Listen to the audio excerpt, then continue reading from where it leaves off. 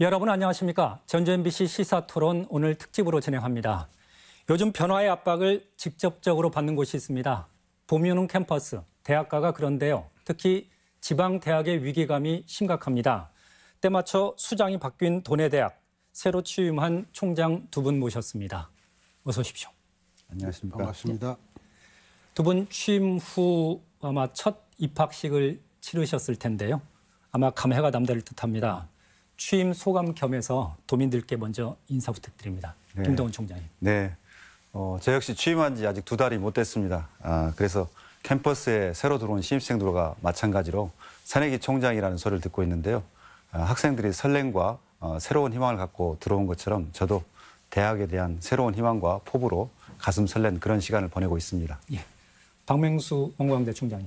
예, 저도 취임한 지 한 2달 반 정도 된 신입생 총장입니다.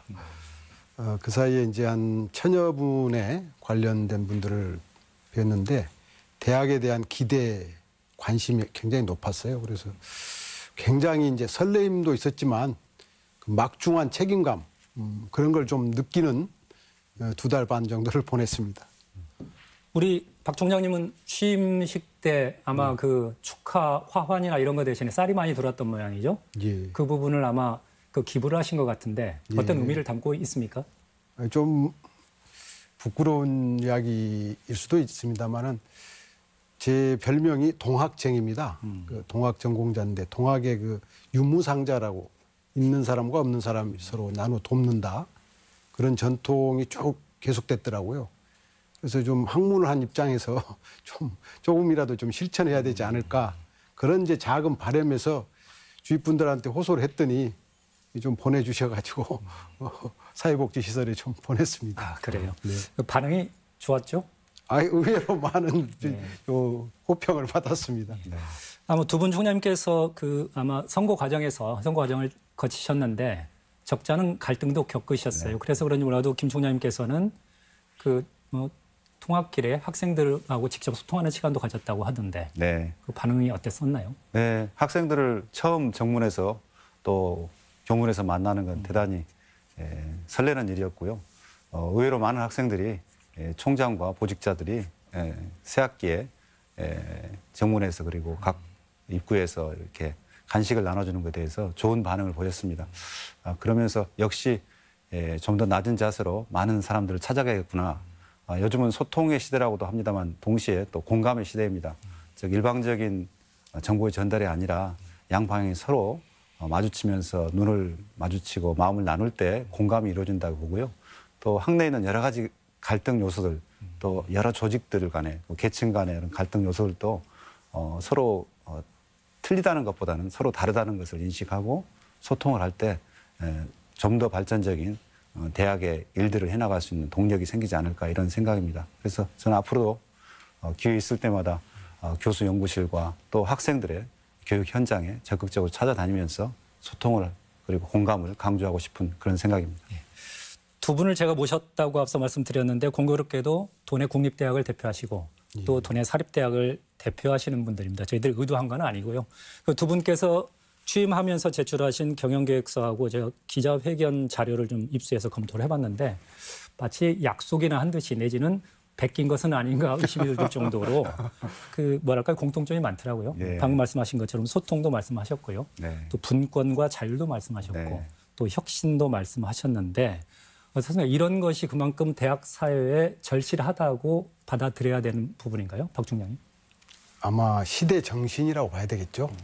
우리 국민들의 의식 수준도 높아졌고 또 학생들도 옛날과는 다르고 또 학내 구성원들도 그러니까 예를 들면 이제 우리 대한민국이 세계에서 가장 대표적으로 산업화와 민주화를 짧은 시간에 달성했던 그런 성공적인 나라라고 얘기하잖아요. 그러니까 그만큼 사회가 성숙돼 있기 때문에 그 성숙된 사회의 어떤 요구 시대 정신이 바로 소통이라든지 그 공감, 어떤 민주적인 절차라든지 이런 것들을 요구하는 것이라고 봐지고 당연히 아마 김 총장님께서 그런 시대 정신을 일으키셨기 때문에 서로 베낀 건 아니고 공유된 것이 아닌가 이런 생각이 듭니다.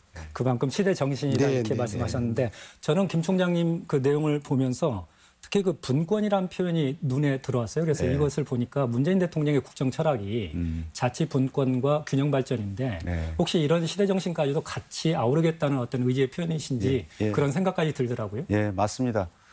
지금 흔히들 4차 산업혁명 시대라고 이야기하지 않습니까? 이때 가장 중요한 것이 소통이라고 여러 학자들이 말하고 있습니다. 근데 그런 소통을 하기 위해서는 계층 간에 조직 간에 그 갈등이 좁아진 사회, 그 사회가 바로 소통을 하기 가장 좋은 사회가 될 수 있거든요. 잘 아시는 것처럼 노벨 경제학상을 받은 노모 교수가 갈등이 많은 사회에는 혁신이 일어날 수 없다 이렇게 말을 했어요. 즉 갈등이 많은 곳에서는 창의적인 마인드, 새로운 세상을 향한 혁신 이런 정신이 발굴되지 않는다는 것이죠. 그런 측면에서 어떻게 하면 갈등을 줄일 것이냐. 그중에 하나가 바로 문재인 대통령의 국정 철학과도 연계가 되는데 분권이다. 즉 행정이나 혹은 재정이나 이런 측면에서 정부가 분권을 추진하고 있지만 대학 내에서도 소통을 잘하기 위해서는 분권을 할 필요가 있다. 그래서 이렇게 서로 벌어진 관계, 상하 간에 벌어진 관계 혹은 좌우로 벌어진 폭을 줄이는 작업들을 해야 되겠는데 이걸 이제 압축해서 분권이라는 단어로 이렇게 표현한 것이고요. 예. 네, 공감과 융합도 마찬가지로 그런 시대적인 정신에 맞추어서 그런 캐치프레이즈를 내걸게 되었습니다. 두 분 총장께서 제시하신 앞으로 대학의 어떤 나아갈 방향 그것까지도 포함하고 있다고 생각을 하고요. 그런데 그 현안 사업이라고 당장 추진해야 할 사업, 지금 현재 진행되고 있는 사업 중에 대표적으로 꼽은 게 우리 김동원 총장님께서는 약학대학 유치를 네. 내세우셨습니다. 지금 어떻습니까? 그 성사 전망을 높게 보고 계시던데 어느 단계가 있고 어느 정도 되면 결론이 나는 걸로 네, 기대하고 있습니까? 어떻게 보면 김치국을 먼저 빨리 마신다고 생각할 수도 있지만 저는 전임 총장 때부터 저희 대학은 수건 사업이었습니다. 그래서 착실하게 준비를 해왔고 또 이번에 만드는 물론 이제 온광대학은 이전부터 오랜 역사를 가진 대학이지만 저희 전북대학에서는 그 약학대학이 이번에는 꼭 필요하다. 즉 이번에 만드는 약학대학의 약사 배출 목표가 일반 약국의 약사를 만드는 것보다는 산업약사 그리고 병원에서 간호사와 의사와 동시에 진료의 축을 담당할 수 있도록 즉 의사, 약사, 간호사 삼각축의 진료를 담당할 수 있는 임상약사 이런 것을 목표로 이렇게 내세웠기 때문에 가장 저희 대학의 인프라와 환경과 잘 맞는다. 예를 들어보면 저희는 병원이 있고 또 의대, 치대, 수의대, 공대가 있어서 융합적인 연구를 잘 할 수 있는 이런 상황이 돼서 그리고 또 지역 여건이 저희 지역이 다른 도에 비해서 친환경 식품을 이렇게 지역의 특화 산업으로 내걸고 있지 않습니까? 이런 친환경 식품 산업을 하기 위해서 정읍에 보면 생명공학 연구단지가 있습니다. 거기에 어제도 원자력 연구원 방사선 연구소를 다녀왔는데 여기서 보면 각종 방사성 동위원소를 이용한 식품 개발 그리고 기능성 식품 그리고 천연물질 개발 이런 걸 하고 있는데 이러한 배경이 저희 지역적인 정서와 잘 맞아 있고 또 그거를 우리 대학과 연계할 수 있는 체제가 많이 잘 되어 있기 때문에 다른 어떤 대학보다도 배경적인 인프라가 잘 되어 있고 또 전라북도의 여러 가지 지역 정서와도 잘 맞고 또 지역 특화 산업과도 맞고 그래서 이번 기회는 저희에게는 어떻게 보면 마지막 기회가 아닌가 이런 생각을 하고 있습니다. 네.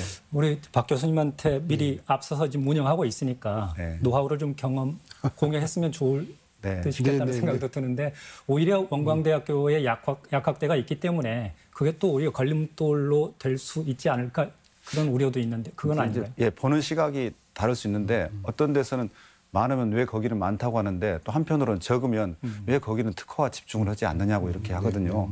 전라북도가 이런 약학 분야에서 서로 힘을 합하고 또 지금 익사는 식품 클러스도 있고 여러 가지 원광대학도 그와 관련된 일들을 많이 하고 계시는데 서로 협력한다면 오히려 시너지 효과도 크게 나타나고요. 규모로 본다면 사실은 타도에 비해서는 개수가 많을지 모르지만 선진국에 비하면 아직 턱없이 모자란 실적입니다. 그래서 오히려 이런 기회가 전라북도가 농생명 분야 식품 분야 그리고 친환경 먹거리 분야 이런 등등에서 발전할 수 있는 계기가 되지 않을까 저는 그렇게 생각합니다. 알겠습니다. 그 박 총장님께서는 그 원광대학교 제2캠퍼스 조성 네. 좀 더 매머드한 규모의 어떤 현안 사업을 추진하고 계신다는 것을 강조하셨던데 지금 이게 총장님이 바로 추진하신 건 아니고 그 이전부터 계속 진행해 온 거죠. 구상들이 있었죠. 그럼 언제 구체적으로 가시화됩니까? 원광대학을 익산의 대학이나 전북의 대학으로만 생각하지 말고 대한민국을 대표하는 대학, 나아가서는 글로벌 명문 사학으로 좀 육성할 수 있도록 관심을 가져달라 이런 이제 호소를 지금 하고 있습니다. 그래서 발전 기금을 이제 대폭 확대하는 그런 노력을 통해서 이 학생 수가 줄어드는 근본 문제, 재정 악화를 해결하려고 생각을 하고 있고 바로 이제 그 연장선상에서 고민을 해보니까 특히 익산은 이제 배우 도시가 인구 30만밖에 안 됩니다. 예. 대한민국에 4천 명 규모의 대학이 30만 인구에 있는 경우는 유일하게 익산밖에 없어요. 이게 굉장히 저희가 어떻게 보면 모험을 하고 있는 거죠. 바로 그런 부분에서 저는 익산 시민들이나 전북 도민들에게 원광대학이 얼마만큼 지금 어떻게 보면 그 노력을 하고 있는지 고민을 하고 있는지를 조금 인식하는 차원에서 제2 캠퍼스 문제를 거론하지 않을 수가 없었어요. 당장 옮긴다 안 옮긴다가 문제가 아니라 배우도시 30만에 있는 원광대학이 살아남기 위해서는 그런 새로운 구상과 발상을 하지 않으면 안 되는 이 절박한 상황을 시민과 도민들이 함께 고민해 주시라 이런 차원의 제안을 드렸고 구체적으로는 이제 가장 손쉬운 방법은 서울권에 수도권에 이제 아주 소규모의 이제 저희 산학관이라든지 또 연구 시설을 유치한다든지 이런 걸 통해서 이제 점차 확대해가는 방향으로 단계적으로 이제 접근하려고 지금 준비하고 있습니다. 총장님 그러면 일부에서는 이런 우려도 할 수 있거든요. 네. 그러니까 대학이 지역 밀착형으로 성장 발전하겠다는 것이 아니라 네. 결국은 대학의 위기 상황에서 네. 지역을 등지고 네. 박자원이 많은 수도권으로 가겠다는 거 아니냐. 그러니까 이런 바로 어떤 지적이 나올 수도 있습니다. 그 부분에 대해서 제가 이제 말씀을 드린 겁니다. 그 지금 74년 됐거든요, 원광대학. 예. 익산을 떠나서 전라북도를 떠나서 원광대학은 존재할 수 없습니다. 그리고 저의 꿈은 뭐 모교 출신이기도 하지만은 익산을 통해서 세계로 나아가는 대학을 만드는 것이 꿈입니다. 그러니까 그런 시민들이나 도민들의 우려는 전혀 걱정 안 하셔도 된다는 말씀을 이 자리에서 확실히 드리겠습니다. 네, 이 방송을 보시는 우리 시청자들께서 도민들께서도 같이 공감해 주시길 바라면서요. 그 김 총장님, 그럼 아까 말씀하셨던 그 학과 늘리는 것, 물론 뭐 시대 요구에 불가피하다고 말씀하시기도 하지만 지금 대학 상황을 보면 그렇게 외형을 키우는 것보다도 내실을 기여해야 할 때 아닌가 이런 지적도 나올 수 있지 않을까요? 네, 맞습니다. 방금 우리 박 총장님도 학력 인구 감소에 따른 대학의 위기 상황을 이야기하셨는데 저희 전북대학도 예외가 아닙니다. 잘 아시는 것처럼 2023년에 가면 약 10만 명 가까이 학생 자원이 부족하는 그런 상황이 됩니다. 그래서 대학은 준비하지 않을 수 없는 거죠. 특별히 이제 학생들이 적으면 마찬가지로 재정 수입이 굉장히 감소하게 되고 이런 재정 수익이 감소하는 상황에서 우리가 외형적인 발전만 추구한다면 과연 이 시대적으로 요청하는 대학의 역할을 할 수 있을 것인가. 특히 이제 전북대학은 흔히들 지역 거점 대학으로 합니다. 그러면서 여러 가지 지표에서 지역을 대표해서 과연 합당하게 일을 하고 있는가, 대표 선수가 맞는가 이런 평가를 받고 있습니다. 그런 부분에서도 아마 전임 총장님도 대단히 열심히 일을 하셨는데 저도 그런 고민이 있지 않을 수가 없습니다. 그런 측면에서 앞으로 더욱더 이런 부분을 고려해서 재정도 확보를 해야 되겠고 또 외형적인 성장보다는 내실화 측면을 좀 더 강조해야겠다. 우리가 흔히 말하듯이 가정이 어렵고 힘들면 모든 쓰는 것을 줄이고 자녀 교육에만 투자를 합니다. 뭐 그러지 않습니까? 저희가 어렸을 때는 저는 5남매 있었습니다만 우리 5남매를 골고루 지원했다기보다는 한둘에게 부모님이 집중을 하고 너희들이 크면 나중에 나머지 동생들을 잘 돌보라 이런 식으로 교육을 받은 것이 사실입니다. 마찬가지로 저희가 대학이 어려울 때는 모든 에너지를 집중해서 학생을 가르치고 교수가 연구하는 데 초점을 맞춰줘야지 어려운 상황을 극복할 수 있다. 그런 징검다리 전략이 좀 필요할 것 같습니다. 우리는 특별히 그런 부분에서 대학의 재정적인 위기를 좀 극복하기 위해서 저희는 이제 다음 기회에 또 말씀드리겠지만 재정부총장제 이런 걸 실시해서 우리가 지금 안고 있는 당면한 문제를 해결하면서 동시에 시대가 요구하는 대학상을 좀 그려나갈 필요가 있다 이렇게 생각합니다. 뒤어서 저희들이 이제 논의할 부분들을 한꺼번에 좀 말씀을 해주신 꼴인데 현재는 이 부분에서는 아마 이 부분만 입학 자원 관련해서 계속 두 분께서 그 말씀을 하셨으니까요. 그 부분만 좀 이야기를 해보면 일단 도내 사학의 대표 선수고 국립대학의 대표 선수인 셈이지 않습니까? 네. 그러면 지금 두 대학은 어떻습니까? 대표 선수인데 네. 입학 정원은 지금 100% 채우고 있는 상황입니까? 그렇지 못하죠. 올해 저희가 정확한 그 퍼센트를 확인했는데요. 99.38% 충원을 했어요.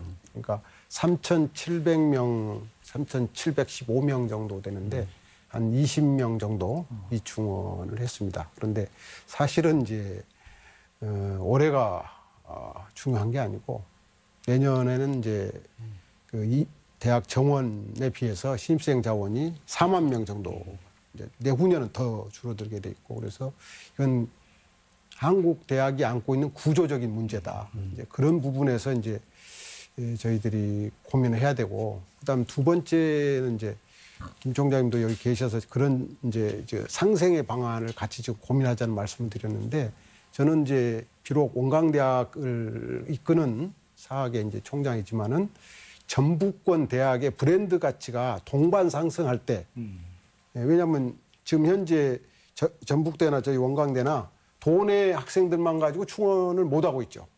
그럼 이제 광주 전남권이라든지 가까운 뭐 충남 대전권 이제 수도권 원광대는 이제 수도권이 제일 많습니다.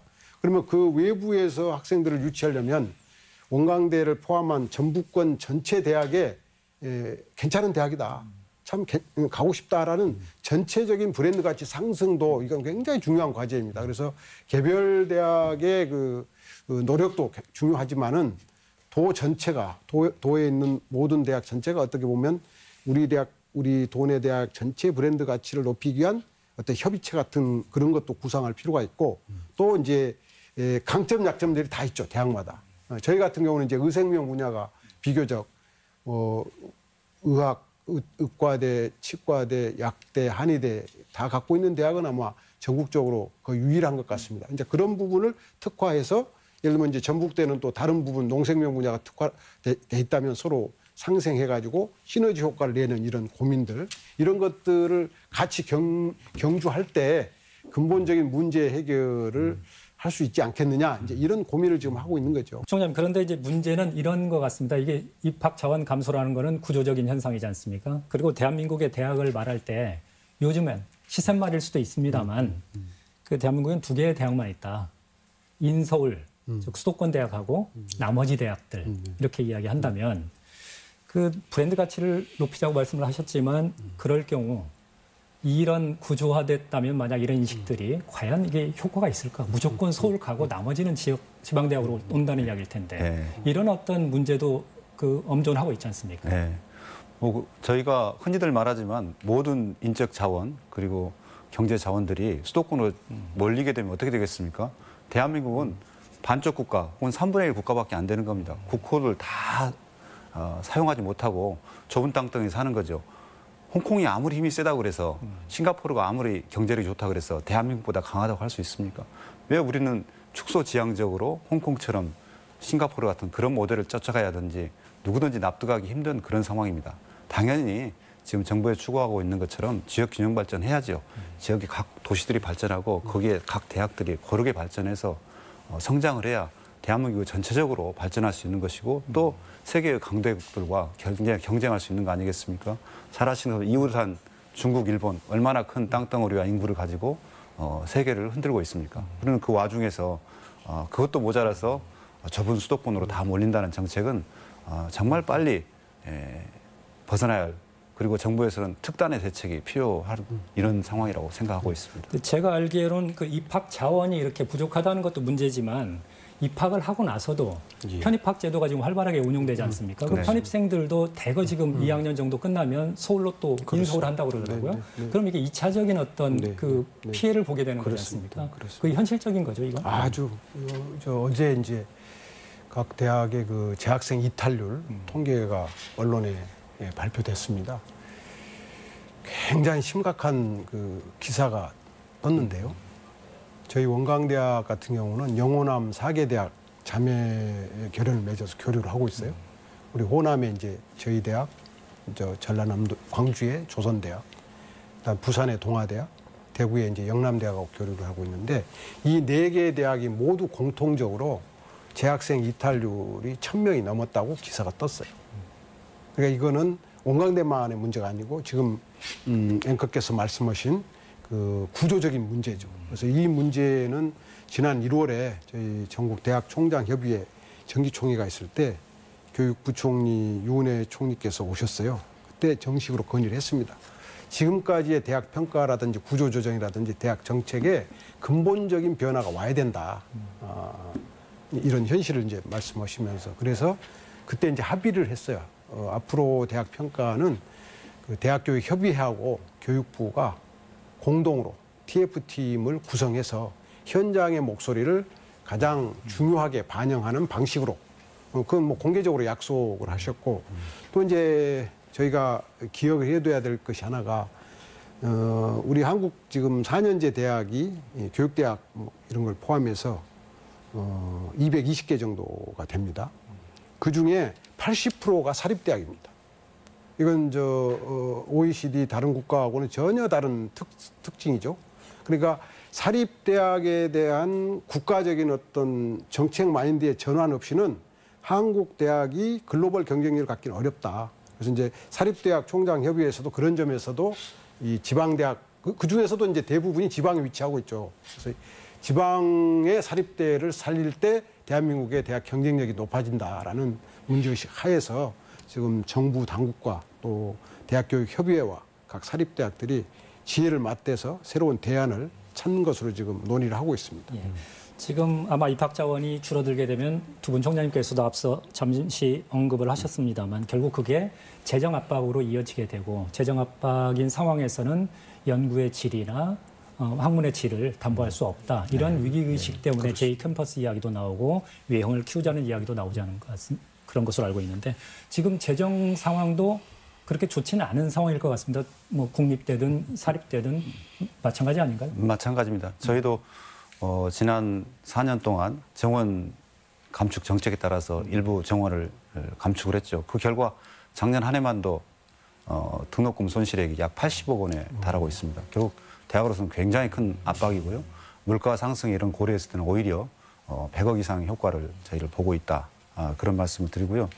결국은 대학이 이런 어려운 상황을 맞게 됐는데 이걸 푸는 방법은 크게 두 가지입니다. 하나는 대학이 어떤 방식을 통해서 자구 노력을 통해서든지 어떤 방식을 통해서 재정을 많이 확보하는 거죠.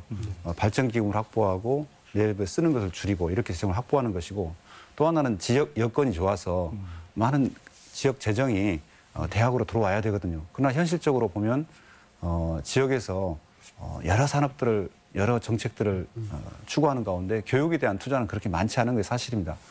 서울이나 부산 뭐 큰 도시들을 보면 그 지자체가 대학들에 대해서 상당히 많은 투자를 하고 있습니다. 서울시만 해도 매년 1,000억 원 이상의 그 재정 지원을 하고 있는 걸로 듣고 있는데 그런 것에 비하면 저희는 굉장히 미미한 실정이죠. 이런 걸 어떻게 극복할 것이냐. 결국은 지역 경제가 활성화되지 않으면 지역 대학도 살아갈 수 없다는 것이 가장 큰 이슈인 것 같습니다. 그래서 저는 지역 경제를 활성화시키는데 지역에 있는 이 큰 대학들이 앞으로 정말 큰 각고의 노력을 해야겠다.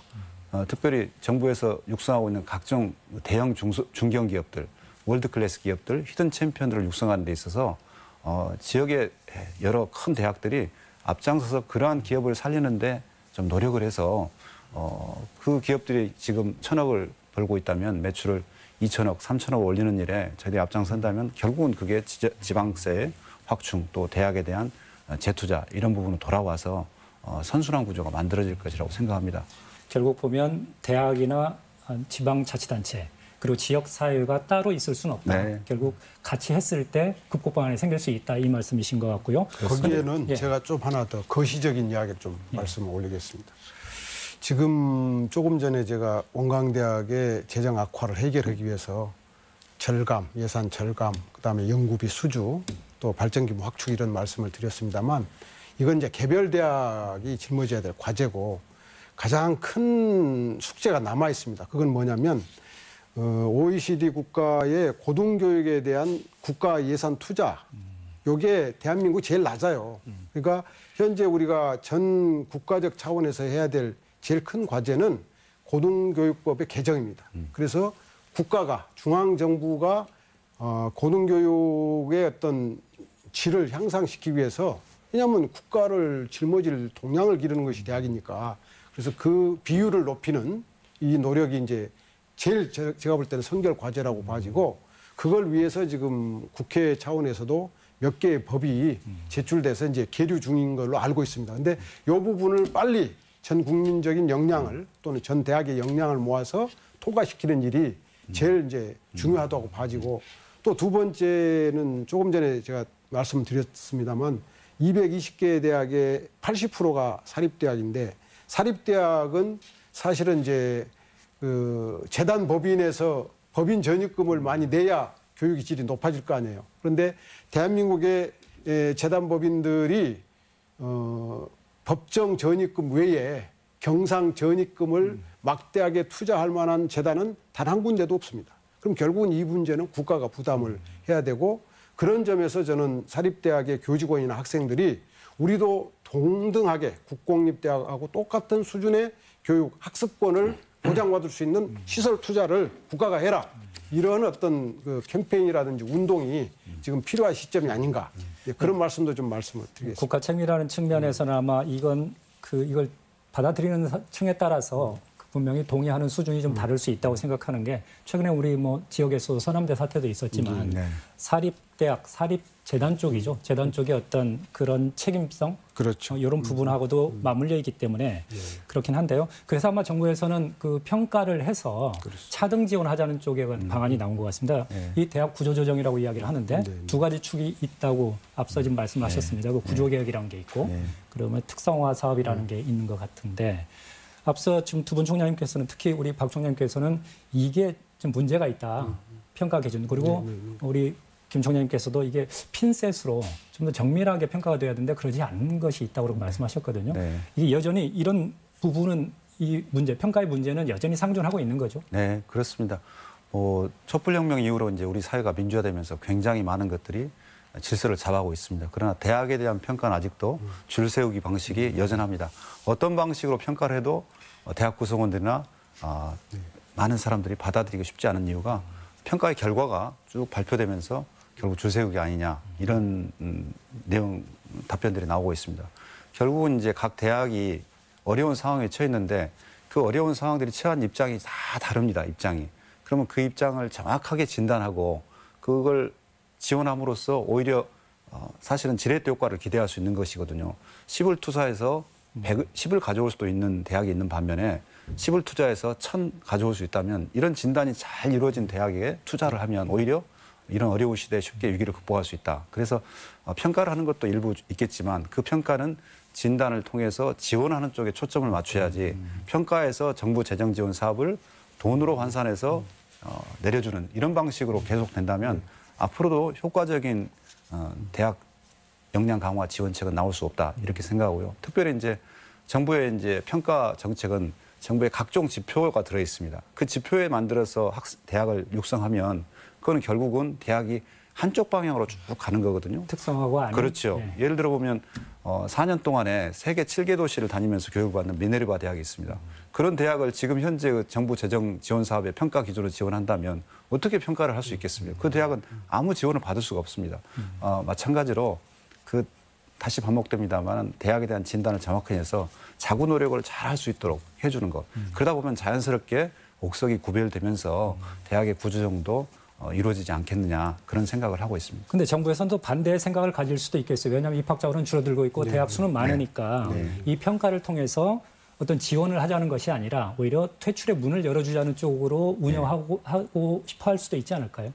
원래 이제 그 90년대 중반에 대학 준칙주의라는 걸 교육부가 마련해가지고 대학 설립 기준을 완화해서 현재와 같이 많은 대학이 설립이 됐죠. 근데 이제 어떻게 보면 그때의 이 10년, 20년 후를 예측을 못했다 이렇게 볼 수도 있는데 그래서 대학 준칙주의에 의해서 난립된 이제 대학의 문제가 2000년대 오면서 심각해지기 시작하고 결국 그걸 해결하는 방법으로 어떻게 보면 이제 강자 독식주의라 그럴까 신자유주의적 발상이죠 사실은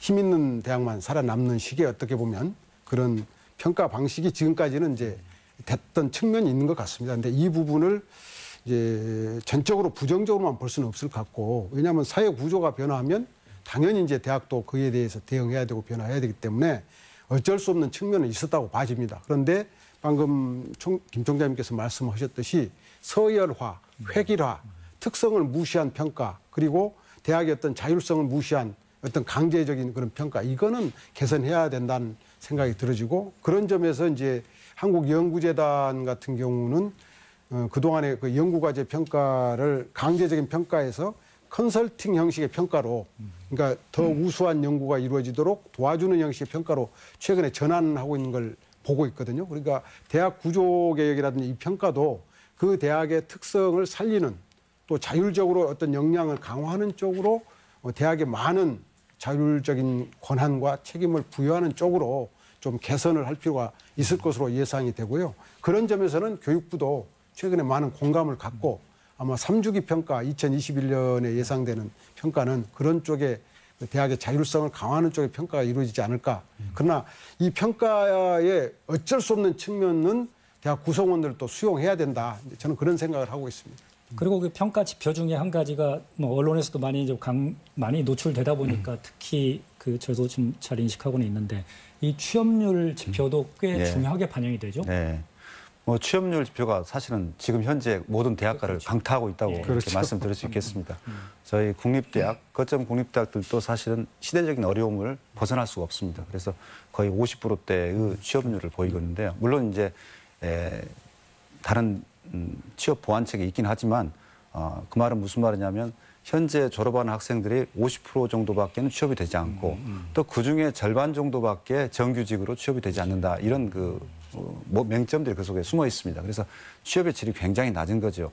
그런데 이제 과거의 교육을 방식을 보면 학생들을 대량으로 교육시켜서 한꺼번에 방출하고 그 학생들이 자기 일자리를 찾아가는 방식으로 취업을 했습니다. 그런데 이제 지금은 사회가 굉장히 다변화되면서 다양한 일자리가 있지 않습니까? 그래서 대학도 거기에 맞춰가지고 이제는 좀 전략을 만들어야 된다. 즉 자기가 원하는 공부를 할 사람, 그리고 또 어떤 대기업을 갈 사람, 또 공기업을 갈 사람, 그리고 또 직업교육에 초점을 맞출 사람, 이런 다양한 인재들을 자기 수준에 맞춰서 교육하는 시스템으로 좀 바꿔줘야 되는데, 그러다 보면 아까 말씀한 것처럼 대학에 대한 일률적인 평가보다는 조금 더 자구책을 마련할 수 있는 다양한 역량 강화책을 마련할 수 있는 그런 시스템으로 대학에서 재정 지원해야 된다. 그래서 평가 위주보다는 각 대학이 살아날 수 있도록 그런 재정 지원하고 진단하는 것이 우선적으로 이루어져야 된다. 또 한편으로는 많은 사람들이 이야기할 때 대학 숫자가 너무 많다고 이렇게 이야기하지 않습니까? 이제 저희 국립대학은 사실은 그런 부분에서는 사실 굉장히 많은 특혜를 받은 대학이라고 생각이 들지만 작은 대학들과 규모가 큰 대학과 작은 대학이 또 협력하는 방안도 생각해 볼 수 있거든요. 그래서 다양한 협력의 모델들을 오픈해서 이런 재정 지원 사업, 정부 사업들을 이렇게 할 수 있다면 어떤 면에서는 정부가 손을 안 들이고도 효과적인 대학 구조정을 일부 수행할 수 있는 그런 측면도 있다고 생각합니다. 어쨌든 그 사회에서 대학이 인력 양성의 역할을 해주길 기대하기 때문에 그 취업률을 반영하는 것은 불가피한 측면도 있겠다 싶지만 이 평가가 아까 획일화하고 그다음에 줄세우기라는 말씀하셨는데 이 취업률을 지나치게 강조하다 보면 그렇지 않아도 대학이 무슨 취업 학원 수준으로 이렇게 전락한 거 아니냐는 우려도 분명히 있는 건 사실이거든요. 그렇습니다. 그런 어떤 걱정은 현장에서 더 심각할 수도 있을 텐데. 그리고 뭐 가장 대표적으로 이제 저희 원광대학 같은 경우는 사실은 인문학으로부터 출발한 대학이죠. 국어국문학과하고 원불교학과가 처음 이제 설립 학과였으니까. 근데 잘 아시다시피 요즘에 인문학 해가지고 취업하기는 거의 어렵잖아요. 그리고 또 사실은 인문학의 경우는 바로 졸업해서 취업하는 것보다는 뭐 좀 더 대학원도 가고 다른 사회 경험도 하고 그래서 한 3, 4년 후에 이런 취업이 될 수도 있고 그런데 그런 특성이 전혀 반영되지 않고 있는 이제 구조적인 문제는 안고 있지만은 어찌됐든 이제 부모님들이 특히 사립대학 같은 경우는 이제 값비싼 등록금을 마련해서 보내셨을 때는 졸업하면 바로 취업이 됐으면 좋겠다는 바람들이 있기 때문에 저희 대학 같은 경우는 이제 지난 3년 동안 정부의 프라임 사업 지원을 받아서 인문학과 쪽을 정원을 조금 대폭 줄여서 이제 공대 쪽으로 4차 산업 관련된 쪽으로 이제 정원 조정을 좀 해서 취업률을 높이는 그런 이제 노력을 좀 했었고요. 그다음에 이제 최근에 저는 그 생각을 하고 있습니다. 이제 대한민국의 경우는 글로벌 마인드 없이는 살아남을 수 없는 시대가 온 거 아니냐. 예, 그래서 해외 취업의 문호를 조금 더 적극적으로 개척할 필요가 있겠다라는 생각을 하고 있고, 제가 특별히 이제 주목하고 있는 것은 일본입니다. 일본은 작년에 그 외국인 노동자 고용에 관한 특별법이 개정이 돼가지고 올해만 해도 뭐 5만 명 이상을 받아들이기로 돼 있습니다. 근데 한국의 대학생들이 굉장히 그 전문성이 탁월해요. IT라든지 이런 쪽에. 근데 가서 이제 진단을 해보니까 처음 취업해서 한 2, 3년은 조금 낮아요. 한국보다 그 어떤 급료가 낮아요. 그걸 못 견뎌가지고 안 간다는 학생들이 많더라고요. 그런데 2, 3년 지나면 이제 한국보다 높아지죠. 그래서 이런 것들을 조금 미리 컨설팅을 해서 저희는 지금 일본 쪽의 문호를 조금 더 적극적으로 개척해서 해외 취업을 이제 높이려고 그런 이제 준비들을 하고 있습니다. 그러니까 교류, 해외 교류, 그 대학의 국제화 이런 측면에서 좀 접근할 수 있을 것 같은데, 바로 이런 인재 양성 내지는 취업 기회도 거기에 시장에 있다고 좀 이렇게 보시는 거지 않습니까? 네, 그렇습니다. 전북대학교는 구체적으로 지금 시행하고 있는 것 중에서 성과를 내고 있거나 소개할 만한 어떤 그런 프로그램이 있으면 말씀 좀 짧게 좀 부탁드립니다. 네, 예를 들어 보면 저희는 이제 동남아시아의 많은 대학들과 교류를 하고 있는데, 대표적으로 저희 전북대학교에 7대 연구소가 있는데 그중에 하나가 LED 식물 공장입니다. 이런 우수한 기술들은 저희가 베트남에 이미 기술 이전을 한 바가 있고요. 또 축산 분야가 또 굉장히 강합니다. 그래서 축산 분야 우수 기술을 우간다에 전수해서 우간다의 협동조합을 최근에 또 만드는, 그리고 그쪽 학생들이 여기 와서 석사 학위를 받고 돌아가는 이런 프로그램들을 만들고 있는데요. 굉장히 많은 다양한 프로그램이 있습니다.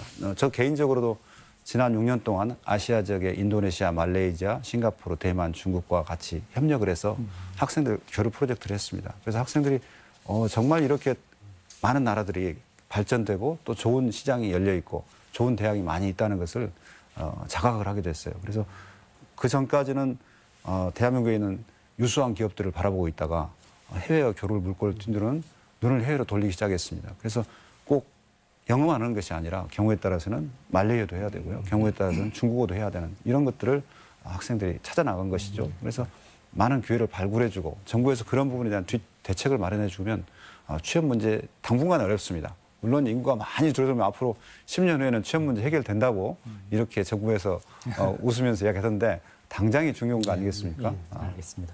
박 총장님, 그러면 일단 어쨌든 학생들한테 문호를 교류의 기회를 확대시켜 주는 것, 그것도 그렇죠. 중요할 텐데 또 한 가지, 만약 학생들이나 학부모들이 대학을 선택할 때 아까 브랜드라는 말씀을 하셨지 않습니까?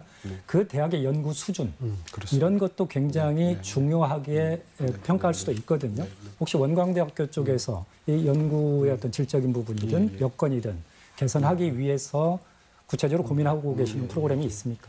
저는 취임사에서 원광대학을 4년 안에 세계 유일의 글로벌 마인드 개벽대학으로 만들겠다, 그런 선언을 했습니다. 그래서 여기 개벽이란 말을 썼는데요. 개벽이란 말은 지금까지와는 전혀 수준 차원이 다른 새로운 세상, 새로운 세계, 새로운 문명을 연다.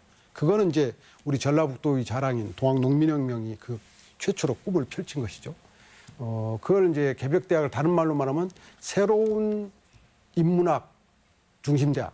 그 새로운 인문학은 종래의 전통적인 인문학과 4차 산업, 신산업, 첨단 과학기술과 결합된 그런 어떤 그 학문을 원광대학이 이끌겠다. 그래서 그걸 이제 개벽학이라고 얘기를 했습니다. 그래서 올해 지금 구체적으로 서울에서 이제 저희 대학에 이제 간판 그 유명한 교수가 한 분 있어요. 이병환 교수라고, 유라시아 견문의 책 3권을 쓴 베스트셀러가 된 친구인데, 이 친구가 전 세계가 어떻게 움직이고 있는가를 그 책을 통해서 제시를 했어요.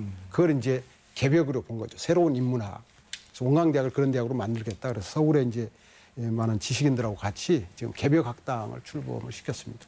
그럼 저희 이제 원광대학의 간판 연구원이 원불교 사상연구원이라고 있는데, 여기서는 이제 서울의 시민단체들하고 또 개벽 포럼이라는 걸 만들고, 그래서 4차 산업과 첨단 과학기술과 결합된, 뭐 아주 이제 간단하게 표현하면 소프트웨어라든지 VR, AR과 결합된 인문학, 인문정신을 생산하고 그걸 세계에다가 브랜드 학문으로서 이렇게 수출하는 그런 대학을 한번 만들고 싶은 게 꿈이고, 구체적으로 해서 이제 그 개벽학 연구회를 결성을 해서 스타트를 좀 시켰고, 서울과 이제 지금 익산에서 그 일이 시작되고 있습니다.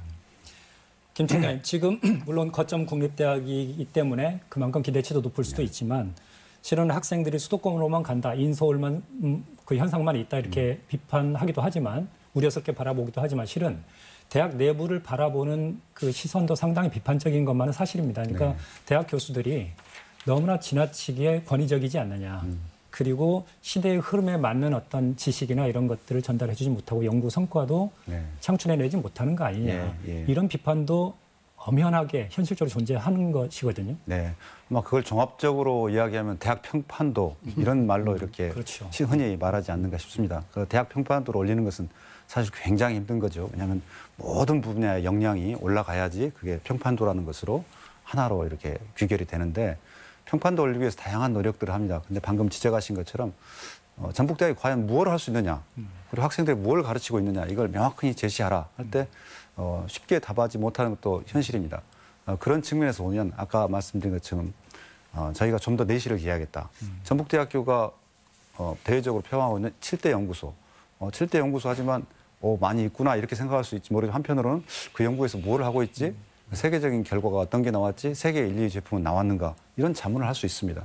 그래서 그런 가지고 있는 그 간판적인 연구소, 학부학과를 글로벌리 경쟁할 수 있는 강한 학과로 키우는 것이 저의 목표다. 그래서 모든 것을 다 할 수 없지만 전북대가 가지고 있는, 예를 들어서 인수공통 전염병 연구소, 로스알라모스 연구소, 또 농축산 미생물 산업육성센터, LED 융합기술센터, 이런 것들은 전국적으로 평가를 받고 있는 연구소입니다. 이제 그런 연구소들을 브랜드 가치화할 필요가 있습니다. 그래서 거기에 자원들을 집중하고, 또 그 연구소는 이 전라북도나 우리 대한민국 안에서만 이렇게 회자되는 연구소가 아니라 세계적인 연구소들과 어깨를 나란히 할 수 있어야 되거든요. 그렇게 성장시키기 위한 전략이 필요합니다. 저는 이제 그런 부분에서 좀 더 전북대학교 대표 브랜드로 키울 수 있는 연구소, 그리고 학부학과, 그런 교수, 이런 부분에 대해서 좀 집중적으로 지원을 해서 우리 학생들이 또 일반 도민들이 보실 때 전북대학교 하면 떠오를 수 있는 브랜드 가치, 그걸 생각할 수 있게 좀 변화를 시켜주겠다, 그런 생각을, 그런 마음을 갖고 있습니다. 네, 전북대학이든 원광대학이든 좀 변화를 하셔서 우리 학부모들이 대학을 선택할 때 전북대학이라는 브랜드 가치를 보고 또 원광대학이라는 브랜드 가치를 보고 굳이 서울로 가지 않고 이 지역에서 선택할 수 있는 그런 환경 변화를 기대해 보면서, 앞서 저희들이 이런 말씀을 드렸습니다. 그 대학의 발전이라는 것이 지역사회하고 따로 있을 수가 없다. 이런 말씀을 드렸었는데 그 지역 협력, 최근에도 보니까 뭐 전라북도하고 그 MOU도 체결하시고 그래서 적극적으로 아마 이런 모습들은 보이고 계시던데, 어떻습니까? 이런 쪽에도 좀 성과가 있나요? 예를 들어서 대학 쪽에서 어떤 연구 성과를, 아이디어나 이런 것일 수도 있습니다. 그것이 지역 기업이든 아니면 지역 사회든 이렇게 해서 서로 공유되고 그것이 또 다른 어떤 경제적인 어떤 성과로 이어지게 하는 이런 프로그램들이 지금 가동이 되고 있습니까? 성과가 실질적으로 나오고 있습니까? 저희 원광대학 같은 경우는 최근에 지난 1월에 홀로그램 융복합 연구소라는 교책 연구소를 설립했어요. 이 부분은 이제 저희 대학의 그 창의공대를 중심으로 한 연구 역량, 그리고 익산시의 그 대응 자금, 또 전라북도의 대응 자금이 이렇게 결합되고, 거기에 이제 국회 차원의 지역구 의원들의 또 협력이 이렇게 결합이 돼서 새로운 이제 신산업을 육성하고 거기에 필요한 인재를 길러내고, 그래서 지역의 산업을 활성화하자는 그런 이제 그 일환으로 이제 구체적으로 착수를 했습니다. 그리고 실제로 지금 아마 전북대도 거의 비쌀 것입니다만은 대형 연구 프로젝트 경우는 지자체의 대응 자금이 꼭 들어가게 돼 있어요. 그래서 종래에 저희들이 생각했던 것 이상으로 지역 대학과 지자체 간의 그 상생 협력은 아주 긴밀하게 이루어지고 있다, 이렇게 이제 말씀을 드릴 수가 있겠고, 이제 조금 뒤에 김 총장님께서 말씀하시겠습니다만 제가 그런 제안을 드렸어요.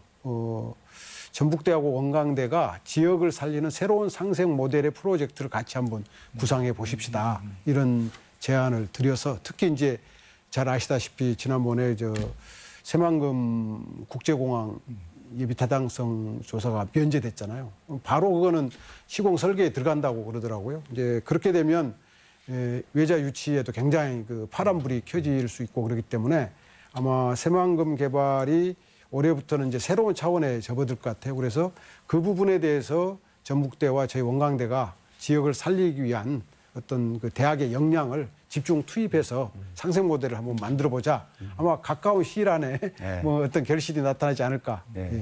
앞서 방금 그것도 강조를 하시긴 하셨거든요. 그러니까 어떻습니까? 학점 교류라든지 어떤 취업 프로그램을 공동으로 운영한다든지 어떤 교수진들을 연구진들을 서로 좀 이렇게 같이 좀 이렇게 활용할 수 있다든지 이런 구체적인 것도 가능하지 않을까요? 네, 이제 아까 상생 모델 대학 간에 이야기했었는데요. 사실 대학에 있는 자원들을 지금은 어느 때보다 더 효과적으로 이용할 필요가 있습니다. 비용을 줄이기 위해서. 그렇다 보면 저희는 국립대학 간에는 많이 협력 모델들이 있는데 사실 국사립의 협력 모델은 많지는 않습니다. 일부 사업을 이제 지역 내에서 같이 하는 것은 있지만 아까 교육이나 연구를 같이 공동으로 하는 경우는 굉장히 드물거든요. 그런 측면에서 아까 박 총장님 이야기하신 공동 연구 사업의 개발 이런 것은 굉장히 시적절하다고 생각이 들고요. 또 연구 말고도 학생을 가르치는 데서 굉장히 많이 할 수 있다고 생각합니다. 그 중에 한 가지 방법은 저희가 이제 각 대학별로 수업 시간 모듈이 다릅니다. 그래서 같이 수업을 듣고 싶어도 시간이 다르기 때문에 학생들이 교차해서 강의를 들을 수가 없습니다. 예를 들어 보면 지금은 이제 이러닝이랄지 온라인 콘텐츠가 굉장히 많이 개발이 되고 있습니다. 그래서 유명한 원광대학의 교수님의 강의를 전북대학교 학생이 들으려면 수업 시간이 모듈이 같아야지 그 시간에 들을 수 있는 거예요. 서로 다른 모듈을 가지고 시간대를 갖고 있으면 아무리 듣고 싶어도 그건 이제 녹화를 해서 밤에 따로 봐야 되는데 그렇게 하는 것은 굉장히 현실감이 떨어지죠. 그래서 학점 교류를 하고 이렇게 협력을 하기 위해서는 그런 수업 시간 모듈이랄지 그런 것들을 통일화시키는 그런 작업들을 대학 간에 좀 노력을 해야 된다고 생각이 들고요.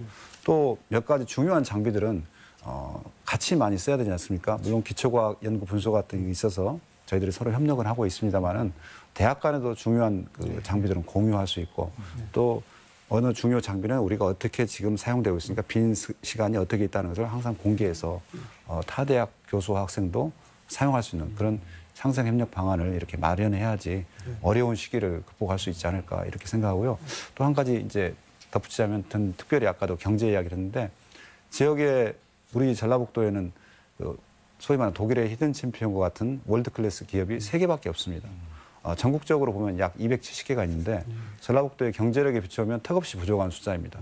이 월드 클래스 기업은 매출액으로 보면 약 1,000억에서 한 2,000억 정도에 있는데 이런 기업들은 처봉이 보통 한 3,500 정도 돼서 남들이 봤을 때 굉장히 좋은 기업입니다. 결국 그런 월드클래스 기업들을 전라북도에서 한 10여 개 이상 보유하고 있어야지 이 지역의 학생들의 취업이 잘 될 수 있거든요. 그래서 대학들이 서로 협력을 해서 어떻게 하면 이 세계에 있는 월드클래스 기업을 한 10개 정도로 늘릴 것이냐. 그게 좀 초점을 맞춰서 그 강소기업들이 월드클래스 가기에 필요한 여러 가지 인적, 물적 자원 그리고 기술의 공유 이런 장비랄지 이런 것들의 공유 그다음에 연구 능력의 공유 이런 것들을 해야 된다고 보거든요. 전북대학만이 다 할 수는 없습니다. 그렇습니다. 이웃한 원광대학 또 다른 대학들과 협력해서 어떻게 하면 지역에 있는 강소기업들을 월드 클래스 기업으로 한 단계 업그레이드 시킬 것이냐. 여기에 정말 힘을 모으고 또 지자체가 거기에 재정적인 지원을 한다면 굳이 저희가 못할 이유는 없다. 이렇게 생각을 하고 있습니다. 그 말씀을 종합해 보면 대학가의 변화는 생존을 위해서 불가피하다. 선택이 아니라 필수라는 생각을 갖게 하는데요. 어쨌든 취임 첫 새 학기입니다. 총장님께서 말씀하셨던 것처럼 기대보다는 아마 책임감, 부담 때문에 어깨가 무거우실 텐데 저는 개인적으로 그렇게 좀 바라보고 싶습니다. 우리가 인서울 하듯이 앞으로는 두 분 총장님께서 노력하셔가지고 인전북할 수 있는 그런 환경을 기대하면서 혹시 두 분 총장님께서 나는 이런 대학을 만들고 싶다. 그런 바람이 있다면 마무리 말씀으로 듣도록 하겠습니다. 먼저 박명수 총리. 저희 대학이 있는 익산 같은 경우는 두 가지 역사적 자원이 있더라고요. 하나는 동학농민혁명으로부터 시작이 돼가지고 현재 그 원광대학 원불교로 이어지는 어떤 개벽이라고 하는 큰 시대 정신을 간직하고 있는 땅이 이 전라북도이고 익산이라는 생각을 하고 있고, 거기에 이제 저희 같은 경우는 잘 아시다시피 마한 백제 문화의 아주 중심지잖아요. 그런 대단히 훌륭한 자산이 있습니다. 그리고 또 하나는 이제 그 전공이 이제 한국 근현대사하고 일본 근대사인데, 익산이 근대 문명이 전라북도에 가장 빨리 들어오는 지역이에요. 군산을 통해서 이제 그 대표적인 것이 호남선, 전라선, 군산선, 그리고 전군 가도 도로, 그리고 또 한 걸음 더 들어가 보니까 우리 전라북도 최초의 극장이 사실은 전주에 생긴 게 아니고 익산에서 이리자라고 해서 생겼더라고요. 옛날에 있었던 그 삼남 극장이 그런 자리인데, 그러니까 근대 문명의 어떻게 보면 최초의 발신지 이런 또 전통이 있어요. 그래서 그런 걸 가지고 이제 많은 지역의 인사들하고 대화를 해보니까 저는 뭐 걱정, 무거운 책임감도 많이 느꼈지만 가능하다, 충분히 가능하다, 특성화도 가능하고 원광대학을 글로벌 마인드로 만들 수 있는 자원이 풍부하다, 이런 생각을 하고 있습니다. 그래서 한 3가지로 저는 이제 그 목표를 세우고, 하나는 대학의 공공성을 강화하게 되면, 대학의 그 공공성이라는 건 대학이 짊어져야 될 교육, 연구, 사회봉사, 이 부분에 우리가 정말 충실하게 되면 인적 자원도 또 물적 자원도 또 많은 시민과 도민, 뭐 국민들의 지지도 모을 수가 있는 거다. 그런 점에서 총장을 비롯한 대학의 구성원들의 그런 그 공공성에 대한 책무 의식이 필요하다는 생각이 들어서, 저는 지금 교수 연수 방식을 획기적으로 개선하려고 합니다. 지금까지 이렇게 톱다운 방식, 또 뭐 1000명 모아놓고 무슨 총장이 한마디 하고 이런 식이 아니라 40~50명 단위의 교수님들을 1박 2일로 같이 워크숍을 하면서 바텀업식으로, 그래서 어떻게 하면 이걸 해결할 수 있겠는가, 이렇게 해서 그 구성원들의 역량을 결집을 해내고 김 총장님께서 말씀하신 분권과 자율적 권한들을 부여하게 되면 충분히 가능하다는 생각이 듭니다. 왜냐하면 74년의 역사와 전통이라는 건 무시할 수 없는 그 힘이거든요. 그래서 그런 에너지를 모아서 조금 전에 말씀드린 대로 글로벌 마인드의 개벽대학으로 한번 만들어서 전라북도뿐만 아니라 대한민국을 대표하는 그런 명문 사학으로 한번 만드는데 총력을 기울여볼 생각입니다. 기대하겠습니다. 김동훈 총장님. 네, 저는 선거 과정에서 캐치프레이즈로 알찬 대학, 그다음에 따뜻한 동행, 이것을 내세웠는데요. 알찬 대학은 대학의 교육과 연구에 그리고 산학협력의 모든 부분을 내실화를 기하겠다는 것을 담고 있습니다. 그래서 지금까지 해왔던 여러 가지 시스템과 제도를 다시 한번 점검해서 시대에 맞는 시스템으로 환골탈태하겠다. 그래서 내신 대학으로 만들겠다는 이야기고요. 또 하나는 따뜻한 동행은 여러 가지로 갈등을 노정하고 있는 계층 간 그리고 조직 간의 갈등을 해소하기 위해서는 분권과 공감, 융합을 바탕으로 새로운 시대에 가치를 좀 창출할 필요가 있다. 그렇게 해서 구성원들과 따뜻한 동행을 하겠다 했는데요. 결과적으로 그것은 한 3가지 정도의 사업으로 크게 요약을 해볼 수 있을 것 같습니다. 먼저 교육 분야에서는 우수 학생을 정말 유치를 해야 된다. 그냥 오는 자원만 받아들이는 시대는 지났다. 그래서 지역에 있는 우수 인재를 특별히 많이 유치할 수 있도록 지역 할당제, 인재 할당들을 많이 늘리려고 합니다. 그래서 우수한 인재가 이 지역에서 제대로 교육받고 지역 경제를 견인할 수 있는 구조적인 채널을 만들겠다 하는 것이 하나의 목표고요. 또 거기에 더해서 학생들이 아시아 지역의 글로벌 모빌리티를 굉장히 제 생각은 한 100배 이상을 늘리고 싶습니다. 그래서 늘려서 지금까지 우리 학생들이 해마다 한 1000명, 2000명도 오고 가고 있는데 그 숫자를 훨씬 많이 늘려서 많은 학생들이 아시아 지역의 대학에 혹은 아시아 지역의 기업에 취업하고 공부할 수 있는 그런 여건을 만들어 놓겠다. 그래서 그런 교육의 발상전환을 하겠다는 것이고요. 또 하나는 연구는 아까 말씀드린 것처럼 가지고 있는 연구소들을 내실화시켜서 세계적인 브랜드 가치가 있는 대학으로, 연구소로, 그리고 그런 대학으로 바꿔야겠다. 그러기 위해서는 저희는 우수한 연구자를 뺏기지 않는 것이 굉장히 중요합니다. 우수한 연구자를 길러내는데 그 우수한 연구자가 종종 보면 타 지역으로 학생들과 마찬가지로 이탈을 하게 됩니다.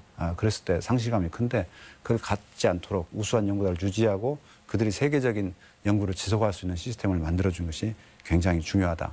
또 하나 이제 세 번째 마지막으로는 아까도 박 총장님 말씀하셨는데 새만금 이건 우리에게 남아있는 미지의 땅이면서 동시에 전북의 희망입니다. 지금부터는 이제 새만금에 대한 새로운 역사를 써가야 할 때라고 생각합니다. 특별히 저는 이제 새만금을 실리콘밸리와 빗대어서 새만금밸리라고 이렇게 부릅니다. 거기에는 많은 자연적인 환경도 있고 중요 도시들이 있고 중요 대학들이 있습니다. 이 새만금밸리에 속한 여러 대학들이 힘을 합해서 전라북도의 미래를 만들어갈 수 있는 그런 새로운 프로젝트를 만들어야 할 것이다. 국가와 지자체와 대학들이 힘을 모으면 저는 근시일 내에 중요한 초석을 놓는 사업들을 해낼 수 있다고 생각합니다. 그런 측면에서 앞으로 좀 더 지역민과 교류하고 또 지역 대학들과 활발히 토론하면서 미래에 대한 희망을 도민들에게 지역민들이 던져주는 그런 대학으로 변화되고 싶습니다. 저희들도 기대하겠습니다. 도시의 수준을 보려면 그 지역의 대학을 보라는 말이 있습니다. 대학의 위상을 한마디로 상징하는 말일 텐데요. 모쪼록 현재의 위기 상황을 잘 극복해 지역 발전을 견인하면서 미래의 희망까지 심어주는 중심 역할을 기대하면서 오늘 순서 마치겠습니다. 오늘 나와주신 두 분 총장님 그리고 시청해주신 여러분 고맙습니다.